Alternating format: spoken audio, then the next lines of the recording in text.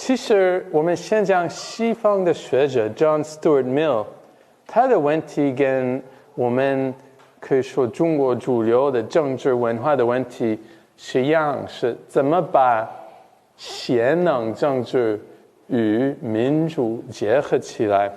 19世纪的学者包括 John Stuart Mill， 西方的都会考虑这些问题，但是二战之后基本上西方学者不讨论贤能政治的问题，但是我们会看贤能政治是中国主流文化的价值观。但是我们先看西方尤其是 John Stuart Mill怎么解释这个问题 Okay, so remember last time we looked at John Locke, and his defense of democracy was basically grounded in the idea of natural rights. We have a natural right to life, to property, and also to liberty. And for him, liberty includes the right to vote and to consent to one's form of government. Now, there's another mainstream ethical tradition in the West, as we know. It's utilitarianism, 功利主义，对不对？ And for them, the test of an ethical outlook or policy is whether it maximizes the happiness of the greatest number of people. If a policy succeeds in maximizing the happiness for the greatest number of people, then it is morally justified. And John Stuart Mill, as we saw, was a famous defender of this ethical view. But remember that he had a very special view of happiness. For him, happiness is not just, oh, I feel happy, if my greatest happiness lies in drinking water, then that's happiness. For him, no. Those, for him, are kind of lower animal forms of happiness. The highest forms of happiness are those that exercise what makes us distinctly human. And for him, that's our capacity for creativity, for rationality, and for self-determination. He famously said, an unhappier Socrates is happier than a happy pig, okay? And for him, part of the higher form of happiness means that we exercise our right to participate in government. Once we do that, then we can realize our higher form of happiness. So that's the ultimate justification for him, is grounded in a kind of utilitarian ethic, and especially a view that what constitutes a higher form of happiness. So, John Stuart Mill, his greatest talent, among many others, was writing really textbooks in areas that can still, 150 years later, still are brilliant expositions and explanations of a particular view. His book on liberty is still the classic and best and most widely read book on liberty. His book on utilitarianism, arguably, is perhaps the most influential book on utilitarianism. And his book on representative government, 代议制民主, is still arguably the most influential and most well-read book on representative democracy. And basically, there are several parts of his book. It was written in 1861, and he begins very generally how we can distinguish between different forms of government. And then he says, representative government is the best form of government, okay? 他觉得代议制民主是最好的政府形式。Why? We're going to look at that. 什么理由? And then he's going to say what it means in practice. How do we institutionalize? 怎么制度化代议制民主？对他来说也是非常重要的问题。And also, he anticipated the problems of nationalism and democracy. 我们看现在包括西班牙 there's Catalonia 你们看 Catalonia 他们想有一些 Catalonia 想独立对不对很难用民主的方式来决定这些问题 So we're going to see he has an idea for how to reconcile nationalism and democracy 怎么把民族主义与民主结合起来 Okay? Let's first look at what he says about different forms of government. Well, so remember, the ultimate justification for him is utilitarian principles.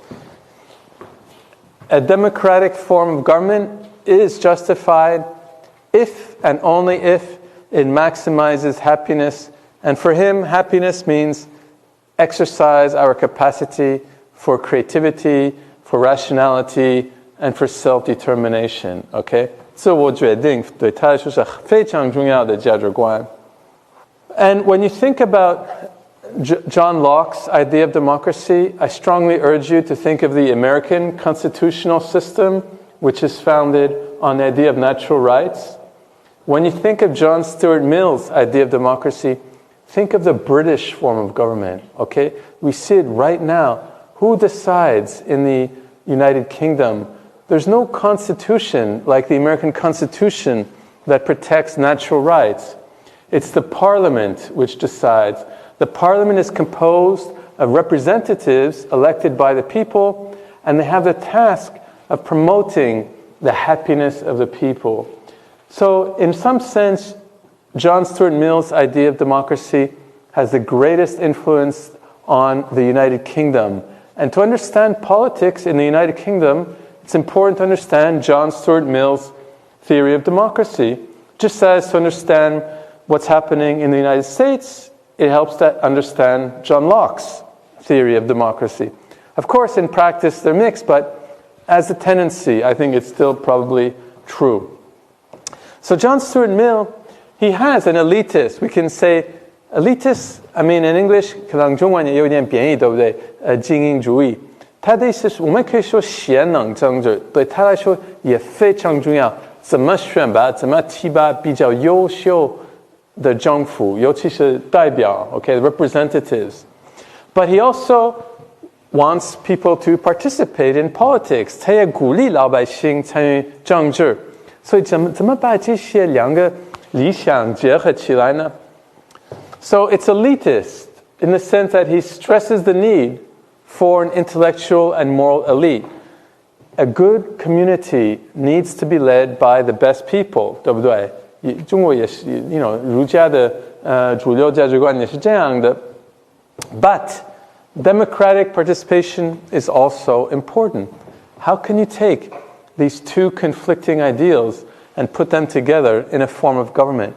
That's his question that he tries to answer in this book, okay? So it's a very important question, one that has been lost sight of actually in the post-World War II era in the West, but one that John Stuart Mill really tries to make sense of. So the first question is, does it make sense to talk about institutions? Some thinkers say no. He has to respond to that. And then, if so, let's think of what's the best form of government.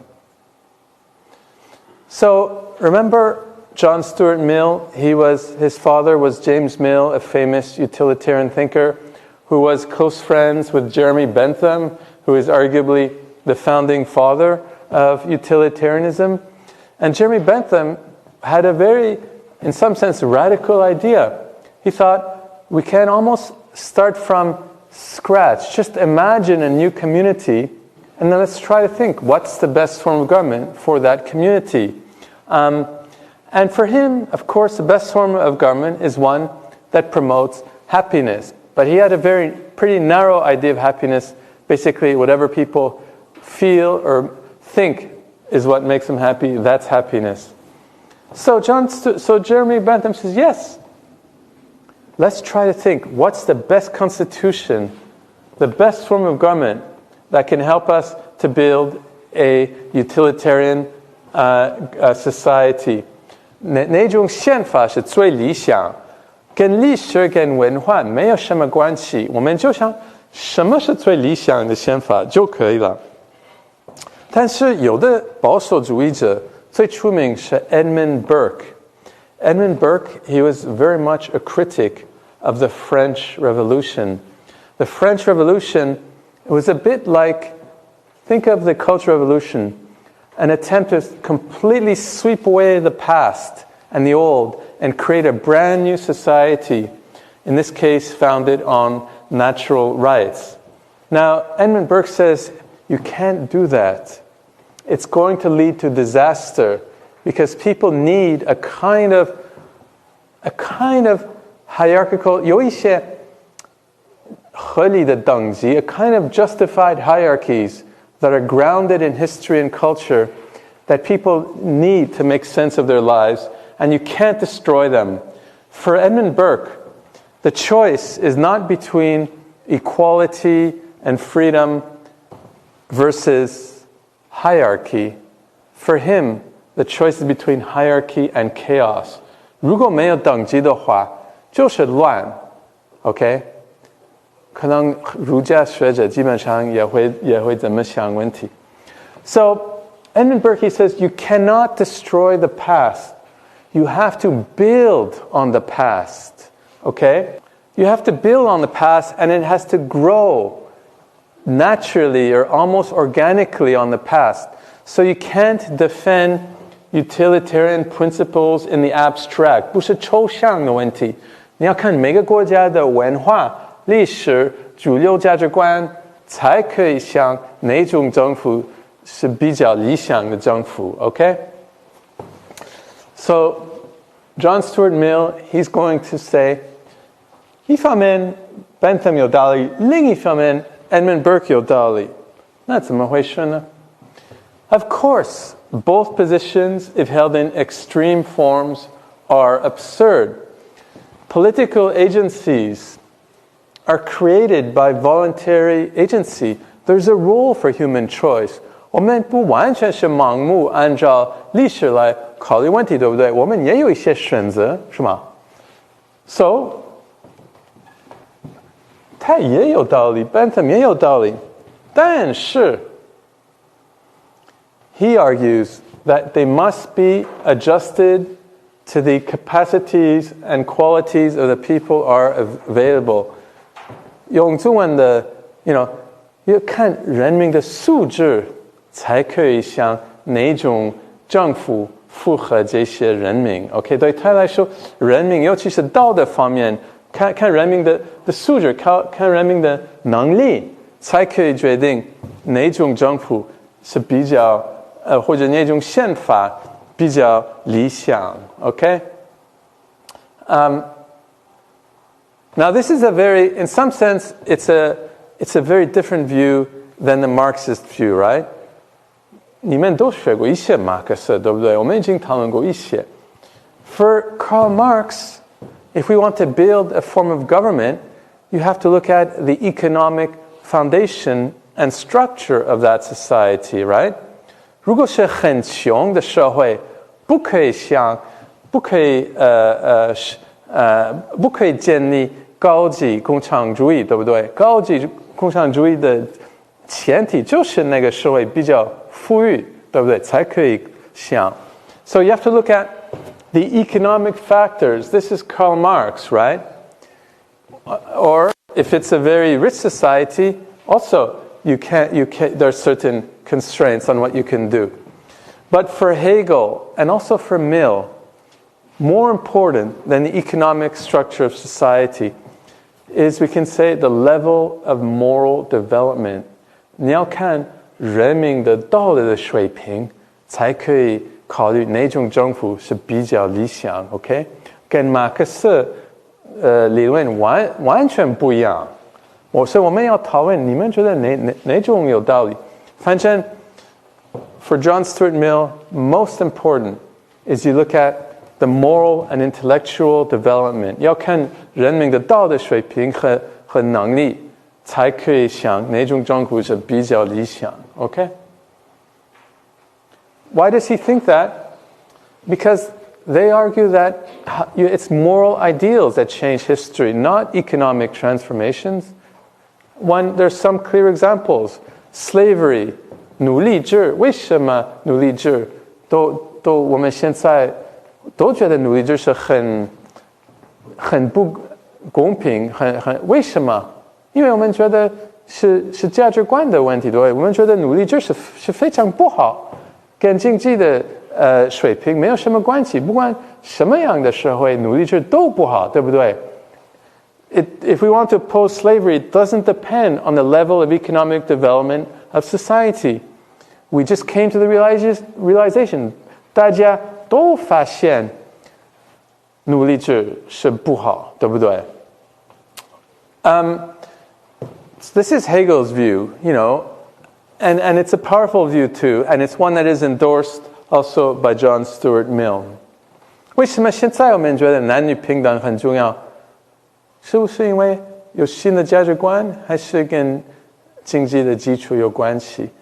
如果是按照马克思的理论，我们会看经济的一些因素，对不对？但是如果是米尔和Hegel，我们会看老百姓或者人民的道德水平。OK， 是黑格尔和马克思完全不一样这方面。Mill sides with Hegel, not with Karl Marx. So, if we want to look at a government, what the government needs most, how can we judge what's a good form of government?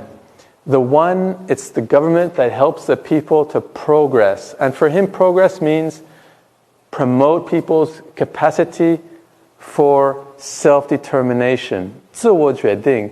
因为他觉得幸福最高级的幸福就是自我决定，对不对？So the government a people needs most is that which helps to promote 社会进步。社会进步是什么呢？ It's a society that promotes higher form of happiness for the people, okay? And he's going to argue that democracy, representative democracy, 代议制民主最可以导致社会进步这方面。So he says, 是不是保守主义者像 Edmund Burke 他们会觉得太危险，是不是我们不要社会进步，那我们历史与文化也很重要，对不对？尤其是 social order， 社会的稳定也很重要。如果总是讨论进步，那会不会破坏我们社会的稳定呢？ John Stuart Mill 的回答是不一定。如果我们要进步的话，也需要稳定的社会，对不对？ If you want to progress, it has to be built on a social order. How can you have progress? 文革的时候太乱，不可能有社会进步，对不对？或者我们可以说现在的一些社会，我们可以看香港，或者西班牙，或者智利啊，这些特别乱的社会，可能大家都想进步，但是如果社会特别乱的话，很难进步，对不对？ So this is John Stuart Mill's response to the conservatives. But also, those who favor liberty above all else, 自由至上主义者 libertarians, 他们很重视自由，他们觉得自由比社会稳定更重要。他们也不用担心 because the society that allows for social progress is also the one that gives a lot of liberty to the people, 对不对？你们记得我们看了他的自由论。The best society is the one that allows for self-determination is one that promotes freedom. For him, freedom, remember, it's the freedom to do what you want so long as you don't harm others, 对不对？伤害原则 ，OK？ 如果一个政府很重视伤害原则，这个社会按照 Mill 的理论一定会进步 ，OK？ 所以一方面，他觉得我们也重视社会稳定；另一方面，我们会多给老百姓一些空间，尤其是多给他们一些自由。这样的才可以进步，才可以重视自我决定。Okay? So this is what he tries to answer. Now, 为什么他觉得代议制政府是最好的政府形式呢？为什么？我们会看。Of course, 这个是我们觉得最不能接受的一部分。他还是批评这些所谓的野蛮人。野蛮人按照他的理论，就是主要是非西方人。OK， 我们先看他怎么讲。Now, this is a very famous quote from, and it's one that, in a way, nicely summarizes the idea of democracy. You know, he says, the meaning of representative government, okay, 什么是代议制的含义是什么呢？ The whole people, or some numerous portion of them, 大部分的人的老百姓 exercise through deputies periodically elected by themselves, 通过投票的制度，每3年、每4年，现在英国会有新的选举，应该是12月份，12号好像。The ultimate controlling power, okay? The ultimate controlling power. 所以老百姓或者大部分的人民，他们有权利来控制他们的政府 okay? This ultimate power they must possess in all its completeness. So this is what he means by representative democracy. Every citizen chooses through voting their leaders, their deputies, every few years, okay? And arguably that's still the definition. 如果你跟西方人讨论什么是民主，大部分的人都会这样的回答。他们都会说，民主就是选举民主。每个大部分的老百姓，他们有权利选他们的代表。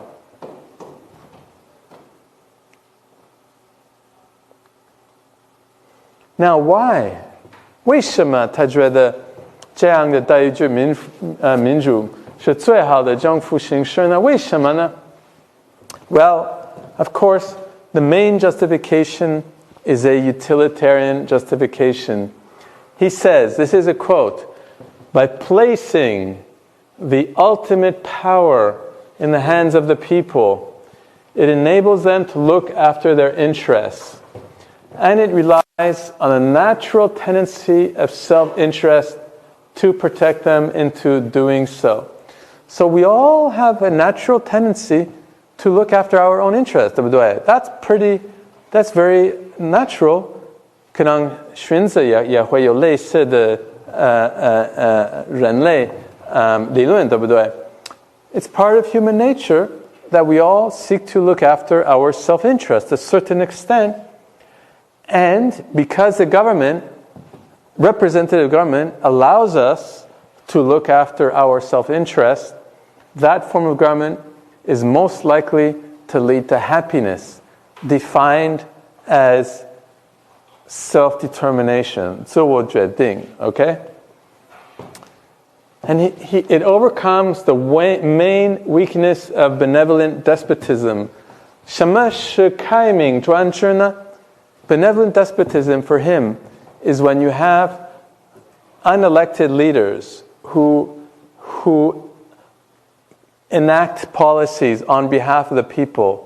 就是领导为人民服务，是 government for the people, 但是不是 government by the people. Okay, that's benevolent despotism.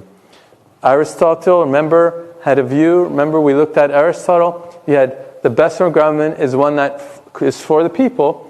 It could be a one person, one, Wang, in a good sense, who rules for the people. It could be a minority of people who rule for the people, or it could be the majority. So for him, 这个开明专制一方面好，因为因为统治者为人民服务，但是 the people have no guarantee for the despot's continued benevolence. 意思是说，如果现在有开明专制，这些统治者为人民服务，但是将来呢，可能会有变化。如果有变化的话，或者如果这些下一代的统治者是坏人，如果老百姓没有权利来限制他们的权利，那个整个社会或者整个国家会很糟糕。So he argues that it's very important to place the ultimate controlling power in the hands of the people. Still today, the liberals, 如果你看很多西方人他们批评中国制度，也会用类似的语言。You know, Fukuyama, 佛山，他经常说 China has not overcome the bad emperor problem, 坏的皇帝的问题。如果可能现在有好的统治者，但是20年以后不知道什么情况，对不对？ This is the old argument, and John Stuart Mill makes it very forcefully. But there's another argument for democracy. It's still grounded in utilitarianism, but it's grounded in his very special view of happiness. Happiness, remember, for him means capacity for self-determination, for choice. Only when we critically reflect upon established norms and principles and habits can we be truly happy. Democracy allows us to do that. It could improve us. 教育上的辩护，意思是说，我们可以改善。如果有待遇制的民主，我们可以改善，这是他的理论。The necessity of exercising power is valuable training for the people who have to do it. If I have to think about how to choose my form of government, it lifts me out of my private kind of concerns, makes me think about the community as a whole. 我一方面可以提高我的公共精神 okay? Representative government is a form of government which demands most of the people. 待遇制民主要求很高，每个老百姓都要投票，都要考虑他们的国家的将来 okay? It calls for a degree of self-control to keep it standing.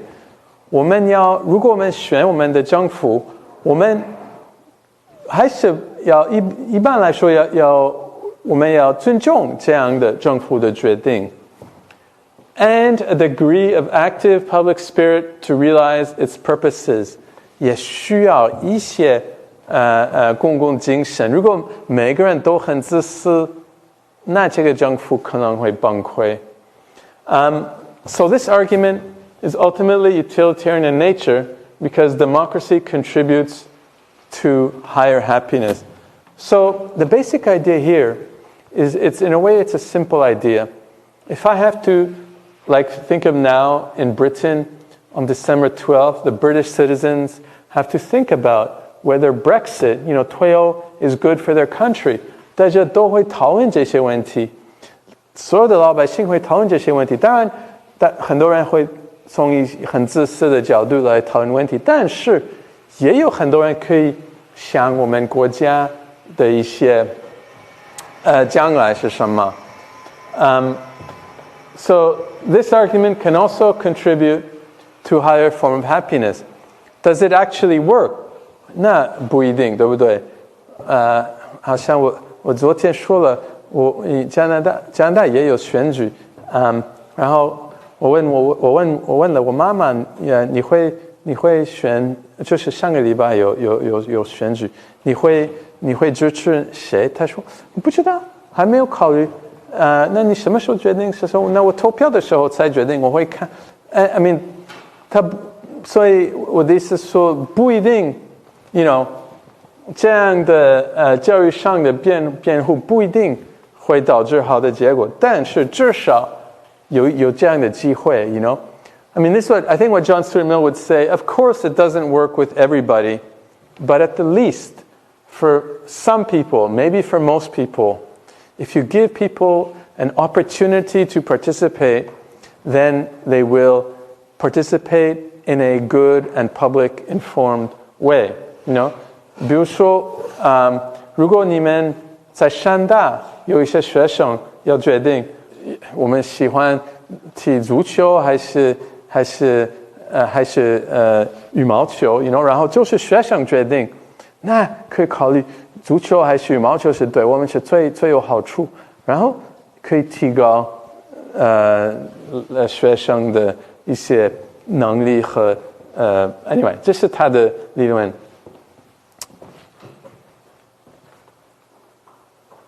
So democratic participation, and this is what he means.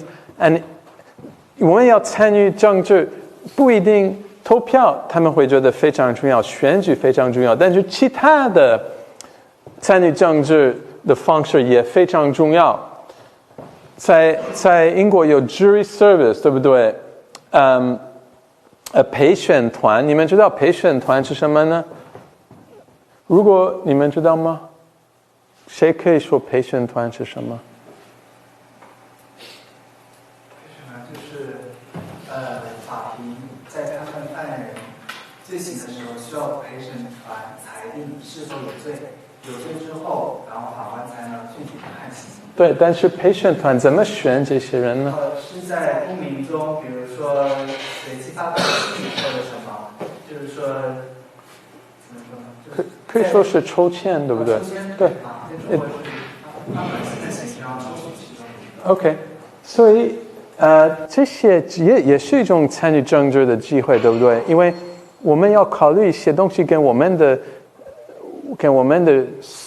需要没有直接的关系，对不对？我们要从别人或者从一些社会的角度来考虑问题，所以。Whatever the parish means a little church, when you're part of a church and you decide on the church activities, through participating in this way, could be in a school activity, could be in a religious activity, could be in a court activity, all these ways of participating in society will promote a sense of public spirit. 都可以提高我们的公共精神 OK?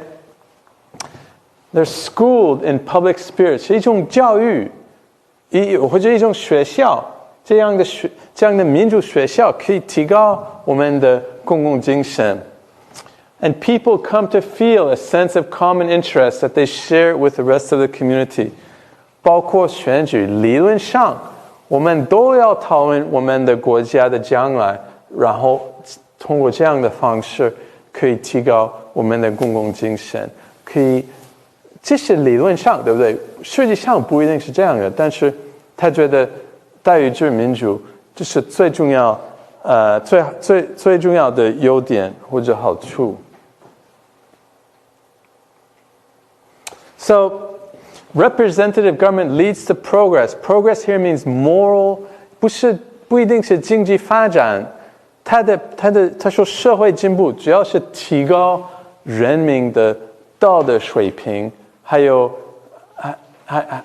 能力。By encouraging and allowing people to stand up for their rights， 每个人都会说这是我的权利，我的投票的权利等等。And by requiring a degree of active public spirit， 至少大家都要考虑一些。国家的利益不完全是考虑自己的利益，对不对 ？Representative government is conducive to progress, and for him, progress means especially high moral and intellectual development of the people. OK， 是人民道德上与知识上的高度发展，这对他来说这是最重要。为什么呢？因为 this is higher happiness， 这是最高级的幸福。OK。按照他的理论，我们不一定同意，但是我们先理解他的理论，然后才可以评价 ，OK？ 但是还是有那个例外，这些19世纪的哲学家真的有毛病这方面。He says, where is it not workable when people are barbarians, 野蛮人？你记得 John Stuart Mill, he was also a high officer in the East India Company, which ruled India, right? He was also a defender of the opium trade, right? Including opium in China. So 真的，因为他觉得这些人不够理性，所以我们不可以给他们民主，因为他的前提是，总体来说，大家已经比较理性，然后待遇制民主可以帮他们改善。But if people are incapable of responding to persuasion and good arguments, and incapable of concerning themselves with common good, then they cannot have representative democracy, and they can be ruled by foreign power. 所以他真的这方面他支持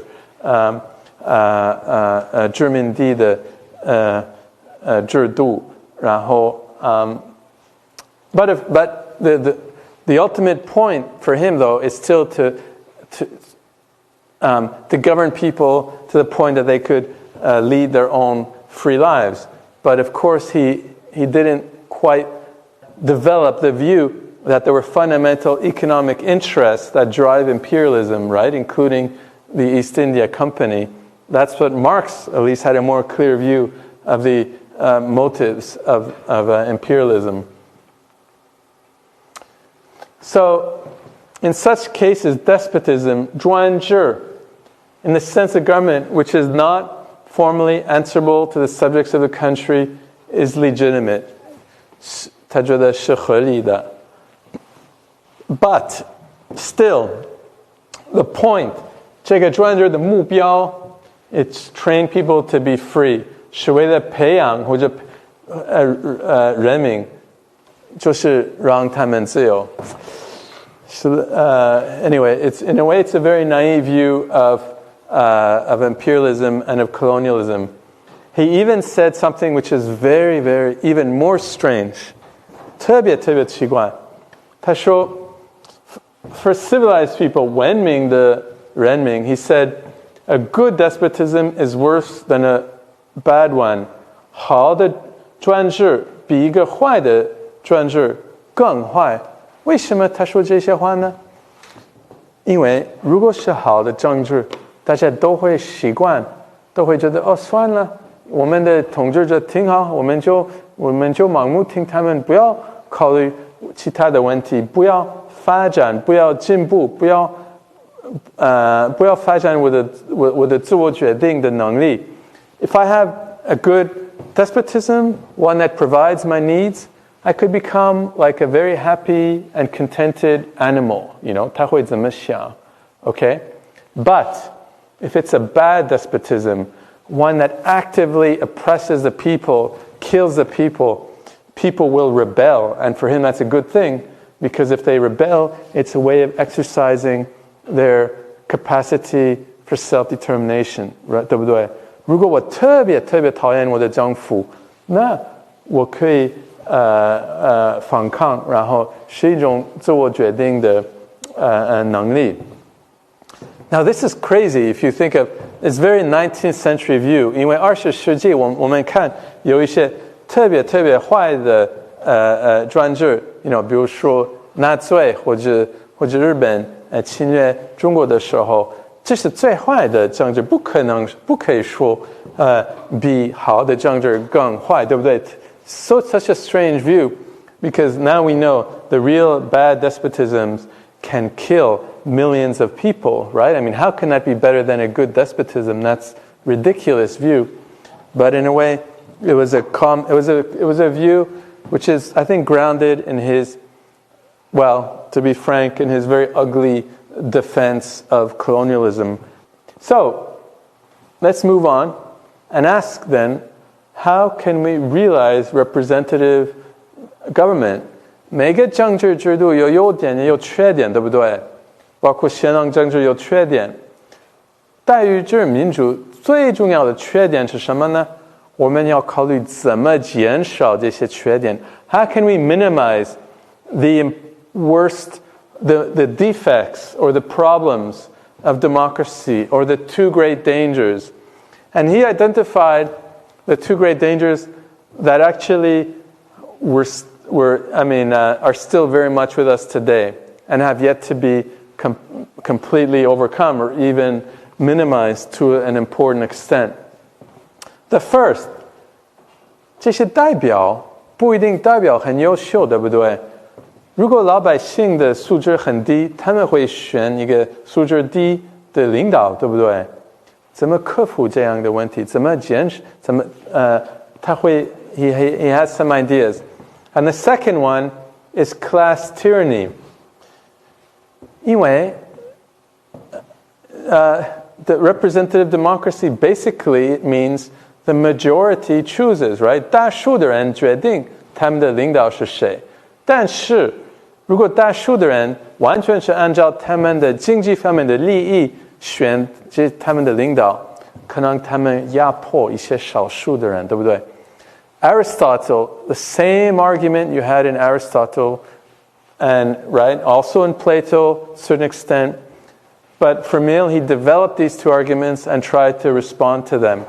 For him, how can you, especially if you have the majority of people who are poor, they might choose to elect a government that will exploit and expropriate the rich, right? That's an argument that worried Plato, it's an argument that worried Aristotle, and it's an argument that also worries John Stuart Mill.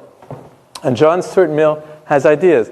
But for him, he also has an idea about class tyranny, which is more modern, and which is one that Plato and Aristotle didn't consider. 如果是多元化的民族，或者多元化的国家, if it's a multicultural state, a majority of an ethnic group can choose to oppress or exploit a minority, right? 这个问题在20世纪的待遇制民主非常普遍。OK 这个问题怎么克服，怎么减少呢？ Mill 有一些想法，我们会看。OK. Now, the first problem, the danger of incompetent representatives. This we have to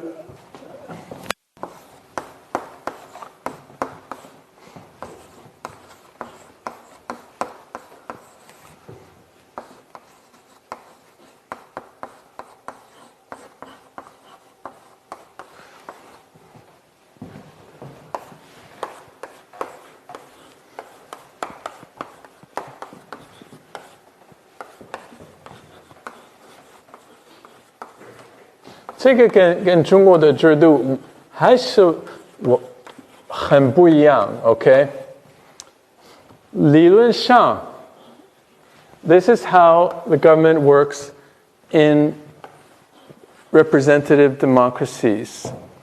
You have meritocratic mechanisms to select civil service. 比如说可以用考试来选这些官员 Okay? The civil service use meritocratic means 包括在加拿大、英国、美国也有类似的制度。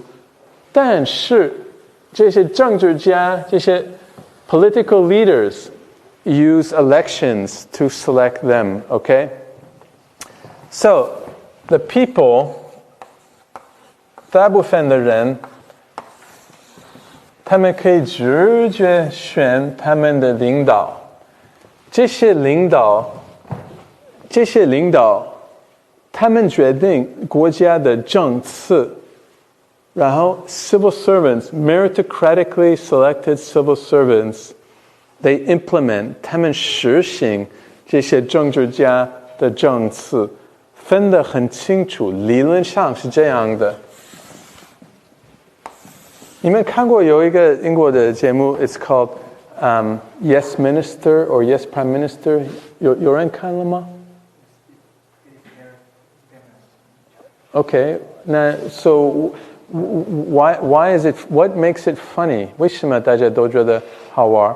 那中文的是什么 ？Yes, Minister。是的，那个大厦。你们看了是吗？那为什么觉得好玩？为什么？想一想。It's satire, right? 是一种是 是讽刺。It makes fun of the political system. 为什么我们都觉得好玩？你们想一想，你看了吗？你们看？是这样的，老师，我们现在同样没有看。中国有个 APP 叫豆瓣评分非常高，9.7，它是将近满分。OK， 但是为什么？为什么大家喜欢？为什么大家都觉得好玩？